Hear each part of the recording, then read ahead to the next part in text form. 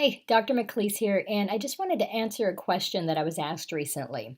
And the question was, how do I recover from masturbation, or how do I get away from the behavior of masturbation? Now, I'm making a couple of assumptions when I'm sent a question like this. First of all, I'm assuming that you have tried to get away in the past and you've struggled to do so you're looking for some extra help. And I'm also assuming that this is a solo behavior, so this isn't something that you're doing with your spouse to enhance the marital relationship. Rather, it's just a behavior engaging in by yourself. So, with those assumptions in place, this is how I'm going to answer that question for you. Um, First of all, there's usually some kind of pattern of behavior that leads up to masturbation. Masturbation certainly isn't something that you do by accident. It's not something that you do in front of a lot of people. There's a setting that you engage in this behavior in. So for some, that might be at home. It might be your spouse has gone to sleep, you're all alone, and that's when you masturbate. It could be early in the morning before your spouse is awake or after your spouse leaves for work. For some people, if it's gotten to enough of an addictive nature and addictive behavior, it could even be at work. You go hide off in a restroom somewhere to be alone. So there are several ways that this could be happening. So I want you to think for just a moment, whoever sent this question in, when is that for me happening? When is it that I'm engaging in this behavior? Because we want to figure out what that pattern is so that we can put a stop to it. One of the ways that'll be very helpful is to get into a crowd of people. So if you're engaging in this behavior at work on your lunch break because it's become that impulsive for you, get to where you're spending lunch with your colleagues and hanging out in an employee lounge so that you don't engage in this behavior.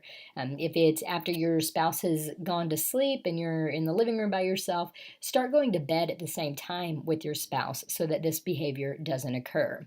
If it's early in the morning before your spouse is awake, then I would encourage you, as soon as you wake up, get out of the bed, go take a shower, get ready for your day, whatever you need to do to not engage in that behavior. Okay, so that's the big part, finding out the pattern of behavior so that you can change it.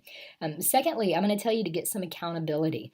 Now, I know that this isn't just a man's problem, and I don't know who sent the question in, if it was a male or a female. So if you're a male and you have this problem, I would encourage you to have a good, strong male accountability partner that you can talk to about this. Make sure that he does not have the same problem, because if you guys are both failing at some time and confiding in one another, it can just become a free pass when neither one of you really lays down the law, so to speak. Both of you just kind of let each other off of this behavior that you're trying to stop. Same thing with females. Females, if you're at a place where you're masturbating uncontrollably like this and you're trying to get somebody in place to help you and be accountable to, make sure it's a female, and then make sure also that it's someone who doesn't have the same behavior so that they can be a good accountability partner for you. It's okay if they've had the behavior in the past, just make sure they don't have it now, because it's not going to be really helpful.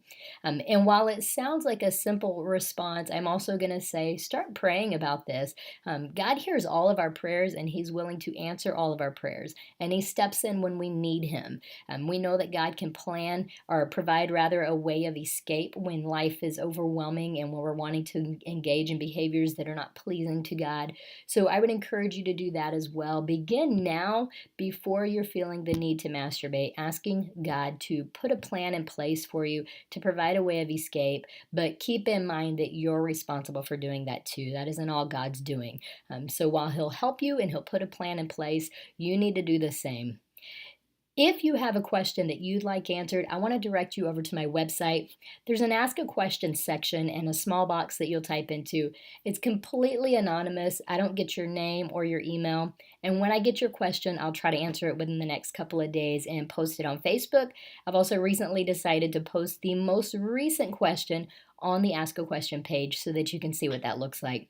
All right, God bless you, and I love you much.